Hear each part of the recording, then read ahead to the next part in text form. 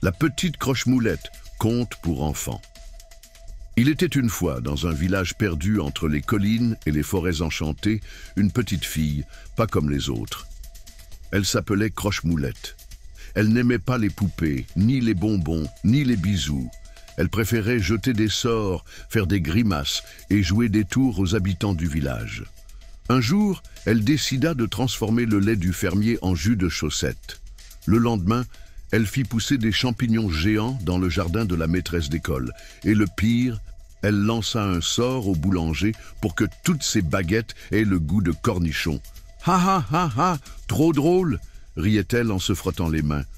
Mais un matin, alors qu'elle préparait une nouvelle bêtise, une vieille dame mystérieuse l'observa depuis son rocking-chair. « Tiens donc, petite Croche-Moulette, tu aimes bien embêter tout le monde ?» demanda la vieille dame avec un sourire malicieux. « Oh oui, c'est ce que je fais de mieux », répondit fièrement Croche-Moulette.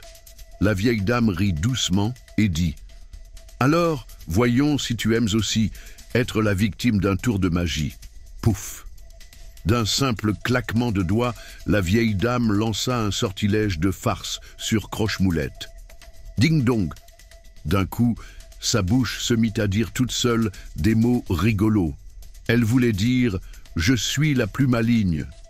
Mais ce qui sortit fut « Je suis une grenouille en chaussettes ». Les villageois éclatèrent de rire. Puis ses bras se mirent à bouger tout seuls et elle fit une danse de canard en plein milieu de la place du village. Mais, arrêtez ça tout de suite, protesta Croche-Moulette. Ah, ça t'embête d'être la cible d'un sort? Et si tu promettais d'être plus gentille? Demanda la vieille dame.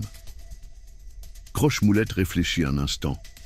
Peut-être que faire des bêtises, c'était drôle, mais pas quand ça lui arrivait à elle.